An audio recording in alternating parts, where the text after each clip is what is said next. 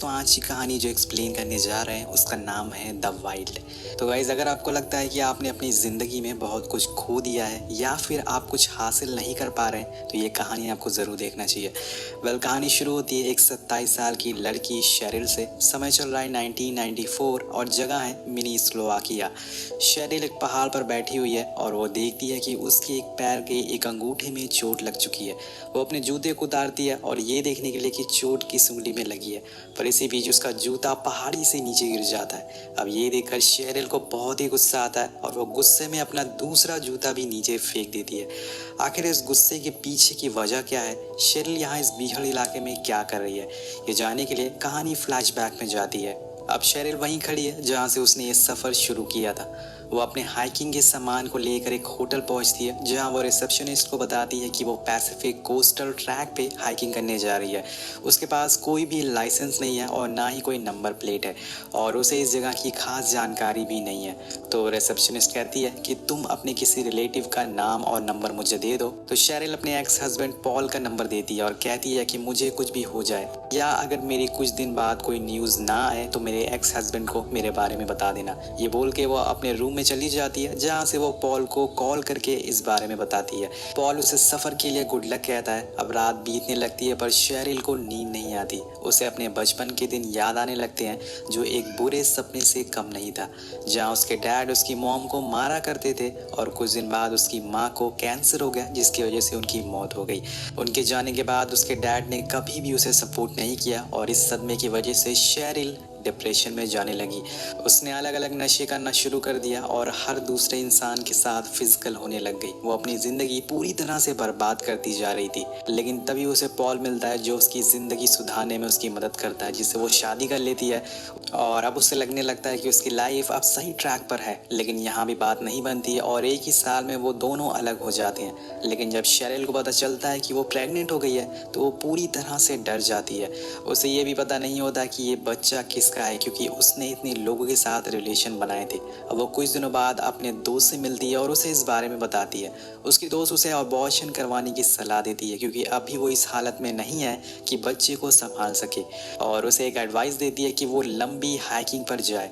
Sherrill को hiking वाला idea पसंद आता है। वो अपने सामानों को पैक करना शुरू कर देती है। अब इस सफ़र का सबसे बड़ा मकसद था खुद को ढूंढना, क्योंकि वो अंदर से पूरी तरह से टूट चुकी है। उसे खुद को ढूंढना है, खुद को पहचानना है और कुछ समय खुद के साथ बिताना है ताकि वो एक नई लाइफ की शुरुआत कर सके। अब अगले दिन वो पूरी तरह से तैयार थी, लेकिन यहाँ उसका बैग इतना भारी हो चुका था कि उसे उठा ही नहीं पा रही थी। वो ये उसकी पहली हाइकिंग थी। उसे कुछ भी नहीं पता था कि कितना सामान लेकर जाना है और उसने ये सब आज से पहले कभी नहीं किया था, इसलिए उसे हाइकिंग के बारे में कोई भी जानकारी नहीं थी। अब वो जैसे तैसे करके अपने बैग को लेके रोड पर आती है और एक कार से मोजाबी डिजर्ट तक पहुंचती है। अब यहाँ से उसकी हाइकिंग शुरू होती है। वो अपने से 2 गुना वेट का बैग लेकर आगे बढ़ती है और कुछ ही देर में उसकी हिम्मत जवाब दे देती है। वो पीछे मुड़कर देखती है, लेकिन अब उसे दोबारा नहीं जाना था पीछे। उसे ये सफ़र किसी भी तरह से तय करना ही होगा। यही सोचकर वो अपनी चढ़ाई शुरू कर देती है। कुछ देर बाद वो एक जगह रुक के कुछ खाने का सोचती है, लेकिन स्टोव जलाने के लिए जो गैस चाहिए थी वो उसके बजाय दूसरी गैस लेके आ गई थी। अब अपनी इस बेवकूफ़ी की वजह से उसे बहुत ही गुस्सा आता है, लेकिन अब गुस्सा करने का कोई भी फ़ायदा नहीं है, इसलिए वो आगे बढ़ जाती है। अब पूरा दिन चलने के बाद वो एक शांत जगह रुक के अपना कैंप लगाती है। थोड़ी देर में अंधेरा हो जाता है और वो इस पूरे बीहड़ इलाके में अकेली थी। उस रात में कई बार डर लगता है, लेकिन उसको हिम्मत नहीं हारनी थी। वो जैसे तैसे करके इस डरावनी रात को गुजार लेती है और अगले दिन उठते ही वो फिर से चलना शुरू कर देती है। वो बीच बीच में रुककर खाना खाती रहती थी ताकि उसे थोड़ी एनर्जी मिलती रहे, लेकिन जैसा सोचा था ये सफ़र अब धीरे धीरे उसके लिए मुश्किल बनता जा रहा था। उसे थकान होने लग गई थी और ऊपर से अब उसका खाना भी ख़त्म हो गया था। कुछ ही दिनों में पानी भी ख़त्म हो जाएगा और वो पूरे 8 दिनों से लगातार चलती ही जा रही है। अब चलते चलते वो एक मोड़ पर आकर रुक जाती है। उसे कहाँ जाना है, कौन सा रास्ता चूज़ करना है, उसे कुछ भी पता नहीं है और ऐसे वक्त पर इंसान सिर्फ गॉड का सहारा लेता है। उसने भी ऐसा ही किया, बिना कुछ सोचे समझे एक रास्ता चुन लिया। अब चलते चलते थोड़ी देर में शाम हो जाती है, पर शेरिल देखती है कि दूर खेत में एक आदमी ट्रैक्टर चला रहा है। वो भागते हुए उसके पास जाती है और उसे खाने को कुछ मांगती है। वो आदमी कहता है कि मैं अभी काम कर रहा हूँ, जाके मेरी कार में बैठ जाओ। अब शेरिल सेम ऐसा ही करती है। कुछ ही देर बाद वो आदमी कार में जाके उसके पास आकर बैठ जाता है। अब उसे यहाँ डर लगने लगा था।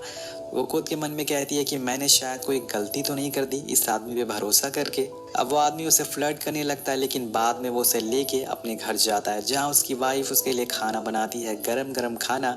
तो जैसा शेरिल ने सोचा था ये आदमी वैसा नहीं था।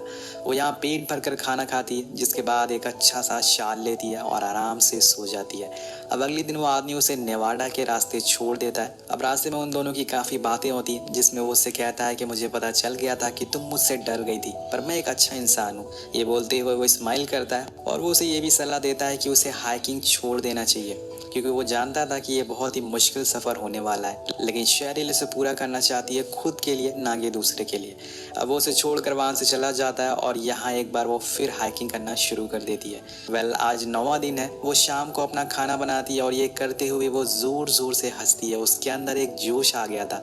अब उसे पूरे 10 दिन बीत गए थे। वो अपने साथ एक डायरी भी लेकर आई थी, जिसमें वो अपना दिन का सारा जर्नल लिखती थी। अब कुछ ही पल में सूरज उग जाता है और वो फिर से चलना शुरू कर देती है। चलते चलते रास्ते में उसे एक सांप दिखता है, जिसे देखकर वो पहले तो बहुत डर जाती है, लेकिन फिर धीरे धीरे वहाँ से चुपचाप निकल जाती है। अब उस रात उसे उसी सांप का ख्याल बार बार आता है, जिसे वो बहुत डरी हुई थी।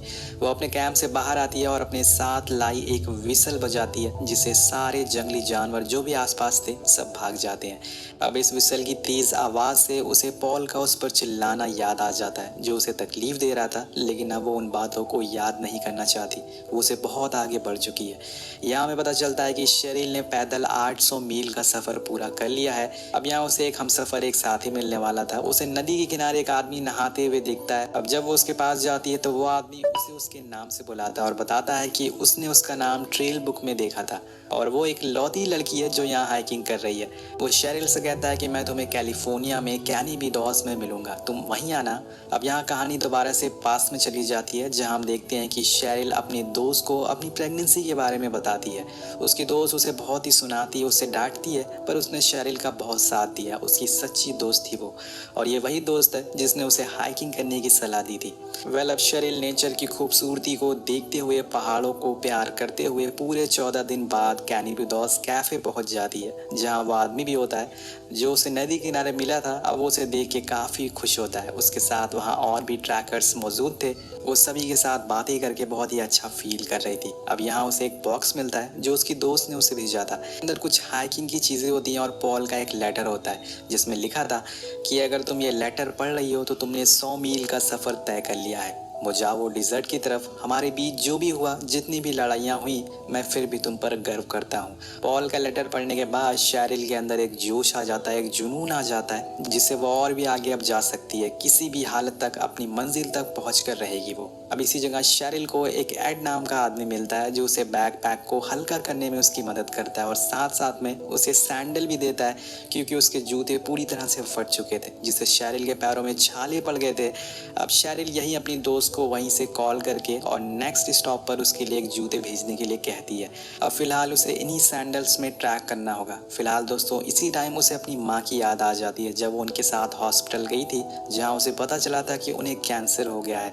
अब उनके पास कुछ ही दिन बचे हुए हैं और अपनी माँ को याद करके वो रोने लगती है। लेकिन जो होना होता है वो एक ना एक दिन होकर रहता है। अब इसके बाद शेरिल एक रेनो नाम के छोटे से शहर पहुंचती है और बाद में पॉल को कॉल करके अपनी हाइकिंग के बारे में सारी बातें बताती है और लेटर के लिए भी थैंक्स कहती है। अब दूसरे दिन वो हिच हाइकिंग करती है, जहाँ वो खुद से कहती है कि ये करना मेरे लिए आसान नहीं है। कोई एक लड़की अगर किसी से लिफ्ट मांग रही है तो उसके दिमाग में हज़ारों तरह के सवाल और डर होते हैं, लेकिन मैं फिर भी ये करना चाहती हूँ। इसी बीच वहाँ एक कार आकर रुकती है, जिसमें बैठा आदमी उसे लिफ्ट तो नहीं देता, लेकिन वो एक रिपोर्टर होता है जो उससे कुछ सवाल पूछता है और उसकी ट्रिप के बारे में बातें पूछता है। फिर वो उसे कुछ खाना देकर वहाँ से चला जाता है। कुछ ही देर बाद वहाँ एक दूसरी कार आकर रुकती है, जिसमें बैठकर वो आगे का सफ़र तय करती है। वो एक जगह जाकर रुकती है जहाँ से जाना बहुत ही ज़्यादा खतरनाक था, क्योंकि वो जगह पूरी तरह से बर्फ़ से ढकी हुई थी। लेकिन शेरिल यहाँ खुद की सुनती है और ऊपर वाले का नाम लेकर आगे बढ़ जाती है। उसके लिए बर्फ़ पे चलना आसान नहीं था। एक तो इतनी ज़्यादा ठंड थी, ऊपर से पैरों में जूतों की जगह सैंडल्स थे। वहीं कैंप लगाती है और कुछ खाने को बनाती है, लेकिन तभी दूर उसे एक फॉक्स दिखता है जो उसे बहुत ही गौर से देख रहा था। उसे उस फॉक्स में खुद की माँ की झलक दिखती है, जैसे वो किसी और भेष में उसे देखने आई है। वो उसके करीब जाती है, पर वो भाग जाता है और यहाँ उसे अपनी माँ का वो आखिरी दिन याद आने लगता है जब वो बीमारी से जूझ रही थी। उसकी माँ उन दिनों बहुत ही परेशान थी और तभी एक दिन हॉस्पिटल से कॉल आता है कि उसकी माँ गुजर गई। वो भागते हुए उनके पास जाती है और अपनी माँ से लिपट जाती है। अपनी माँ को खोना उसके लिए सबसे बड़ा दर्द था, क्योंकि एक वही थी जिससे वो हर चीज़ शेयर करती थी। एक माँ जिससे बढ़कर दुनिया में कुछ नहीं होता। हम सभी जानते हैं कि माँ की अहमियत क्या होती है। कहानी एक बार फिर से प्रेजेंट में आती है, जहाँ अब वो उस बर्फीले इलाके से बाहर आ गई थी। एक पेड़ पर पैसिफिक कोस्ट ट्रेल का साइन दिखता है, जिसे देखते ही वो गॉड का शुक्रिया करती है और उसी साइन बोर्ड को फॉलो करते हुए वो आगे बढ़ती है। अब अगले पल स्क्रीन ब्लैकआउट हो जाती है और फिर से हम शेरिल को उसी जगह देखते हैं जहाँ पे हमने कहानी की शुरुआत में दिखाया गया था। वो अपनी मॉम को मिस कर रही थी। इसी बीच वो देखती है कि उसके पैर की एक नेल टूट गई है, जिसमें बहुत ही ज़्यादा दर्द हो रहा है और इसी दर्द में वो ज़ोर ज़ोर से चिल्लाती है और अपना दूसरा जूता भी उतार कर फेंक देती है। तो यहाँ हमें उसका गुस्सा, उसका डिप्रेशन, उसके अंदर की फ्रस्ट्रेशन दिखाई जाती है। अपनी माँ को खोने का उसे बहुत ही ज़्यादा गहरा सदमा लगा था, जिसने उसे पूरी तरह से बदल कर रख दिया। वो नम आँखों से उन्हें याद करती है और अब उसे पता चल जाता है कि थोड़ी देर में उसके पास पैरों में पहनने को कुछ नहीं होगा। इसलिए वो दोनों पैरों में टेप्स बांध लेती है। एक बार फिर आगे बढ़ना शुरू कर देती है, लेकिन बिना शूज़ के चलना बहुत ही मुश्किल था, पर वो फिर भी आगे बढ़ती है। इसी बीच वहीं उसे फॉक्स दिखता है, जो उसे बर्फ के पास दिखा था। अब उसे ऐसे चलते चलते पूरे 49 दिन हो गए थे। अब फाइनली वो अपने नेक्स्ट स्टॉप पे पहुंच जाती है, जहां उसे अपना दोस्त का भेजा हुआ पार्सल मिलता है, जिसमें हाइकिंग शूज़ भी होते हैं। इसी बीच वहाँ उसे एक लेडी मिलती है और वो भी यहाँ पर हाइकिंग करने आई थी। तो उन दोनों में काफ़ी बातें होती हैं और वो लेडी बताती है कि मैं ग्रेग की बहुत ही अच्छी दोस्त हूँ, उसने ही मुझे भेजा हाइकिंग करने के लिए। दरअसल दोस्तों, ग्रेग वही आदमी था जो शेरिल को उस नदी के किनारे मिला था। उसने हाइकिंग क्विट कर दी बिना कंप्लीट किए हुए। ये जानने के बाद शेरिल बोलती है कि देखो, उसने तो क्विट कर दिया, मैं अब भी बस चली जा रही हूँ, क्योंकि मैंने ये सफ़र शुरू किया था ताकि मैं अपने अंदर के खालीपन को भर सकूं। अब इसके बाद वो आगे का सफ़र फिर से शुरू करती है और यहाँ हमें उसके पास के बारे में एक और चीज़ पता चलती है कि शेरिल के डैड काफ़ी बुरे इंसान थे। वो उसे और उसकी मॉम को बहुत मारा करते थे, पर एक दिन जब चीज़ें लिमिट से बाहर हो गई तो उसकी मॉम ने घर छोड़ दिया और अलग रहने चली गई। अब कहानी दोबारा से प्रेजेंट में आती है और थोड़ी देर बाद हम देखते हैं कि शेरिल अब पैसिफिक कोस्ट ट्रेल में एंटर हो चुकी है।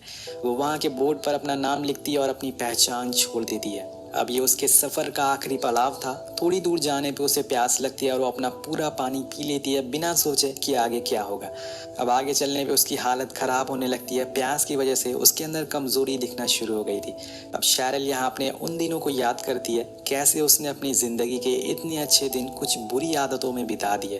उसने हर किस्म के नशे किए, हर दूसरे इंसान के साथ इंटीमेट हुई, जिसकी वजह से पॉल के साथ उसका डिवोर्स भी हो गया।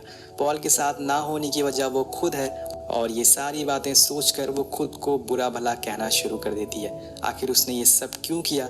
पर यहाँ उसके लिए सबसे बड़ी मुसीबत थी पानी। भले यहाँ उसकी किस्मत अच्छी होती है, उसे दूर एक टैंकर दिखता है, लेकिन पास जाने पे वो सिर्फ टीन का डब्बा होता है। वो पानी की उम्मीद में और आगे बढ़ती है। एक जगह पे उसे कुछ जमा हुआ पानी मिलता है, लेकिन वो पीने लायक नहीं था। लेकिन शेरिल ने इस सफ़र में बहुत ही कुछ सीखा है और उसी में से एक चीज़ है कि गंदे पानी को साफ़ कैसे करना है।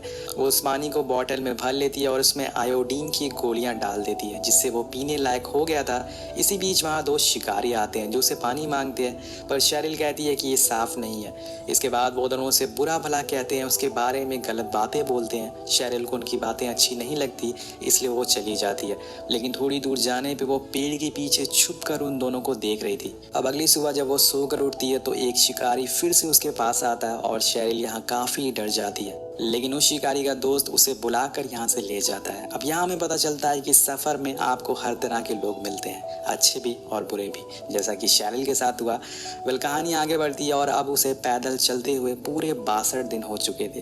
कुछ दिन बाद वो ऐशलैंड नाम के शहर में पहुँचती है, जहाँ वो थोड़ा टाइम शहर को एक्सप्लोर करती है, घूमती है। इसी दौरान उसे जॉनथन नाम का लड़का मिलता है। उसकी बातें शेरिल को काफ़ी अच्छी लगती है। वो उसे अपने साथ कॉन्सर्ट में चलने के लिए पूछता है और शेरिल हाँ कर देती है। अब कॉन्सर्ट के बाद दोनों काफ़ी करीब आ जाते हैं। इन सब के बाद अगली सुबह वो दोबारा से अपने सफ़र पर निकल जाती है। अब बीच रास्ते में उसे माउंट हुड फॉरेस्ट भी मिलता है। यहाँ उसे एक हाइकिंग ग्रुप मिलता है। वो उनके साथ काफ़ी फ्रेंडली हो जाती है, उसे फैमिली जैसा यहाँ पर फील होता है, जिसके बाद सारे लोग के साथ बॉन फायर भी करते हैं। अब नेक्स्ट मॉर्निंग यानी कि 70वें दिन की शुरुआत होती है। शेरिल को जंगल में एक लामा के ऊपर कुछ सामान दिखता है। कुछ ही दूरी पर एक लेडी और उसका ग्रैंडसन दिखते हैं। दरअसल ये लोग भी हाइकिंग करने के लिए निकले होते हैं। अब उस औरत का ग्रैंडसन शेरिल से पूछता है कि आपकी माँ कहाँ है, तो वो कहती है कि वो गॉड के पास चली गई, वो बहुत ही बीमार हो गई थी।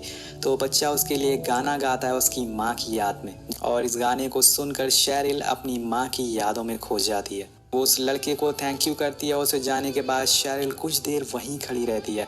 उसे अपनी माँ की बहुत ही याद यहाँ पर आ रही थी, वो वहीं बैठकर रोने लगती है।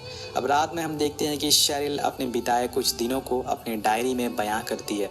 शेरिल को अब पूरे 94 दिन हो चुके थे। वो अपनी मंजिल तक पहुँच गई थी, जिसका नाम है ब्रिज ऑफ गॉड, जिसके ऊपर खड़े होकर वो खुद से कहती है कि अगर मैं उस दिन वापस चली जाती तो मैं यहाँ तक कैसे पहुँच पाती, अगर मैं वापस घर चली जाती तो मैं आज खुद को पहचान नहीं पाती। और आज 4 साल 7 महीने हो गए मेरी माँ को गुजरे हुए। मैंने इन पूरे 94 दिनों में खुद को और ज़्यादा परखा है और नज़दीक से देखा है, जो मेरे लिए मेरी ज़िंदगी के सबसे बेहतरीन 94 दिन रहे हैं। शेरिल का ज़िंदगी को देखने का नज़रिया अब बदल चुका था। उसे अब हर चीज़ की अहमियत पता चल चुकी थी, चाहे वो खाना हो, पानी हो, या फिर उसने जो बर्बाद किया समय हो।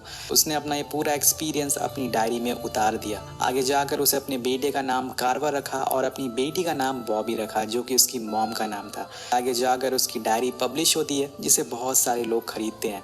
कहा जाता है कि शेरिल अब एक राइटर बन चुकी है। ये पूरी कहानी एक सच्ची घटना पर आधारित है। कहानी के अंत में हमें शेरिल की कुछ ओरिजिनल फ़ोटोज़ दिखाई जाती है, जो उसने हाइकिंग के समय ली थी। इसी के साथ ये खूबसूरत कहानी ख़त्म हो जाती है। वेल दोस्तों, हम सभी की ज़िंदगी में कुछ ना कुछ परेशानियां हैं, लेकिन दुनिया में हर परेशानी को ख़त्म करने का तरीका है, और वो तरीका आपको खुद ढूंढना होगा। So thank you for watching. मिलते हैं आपसे अगली वीडियो में। Peace out.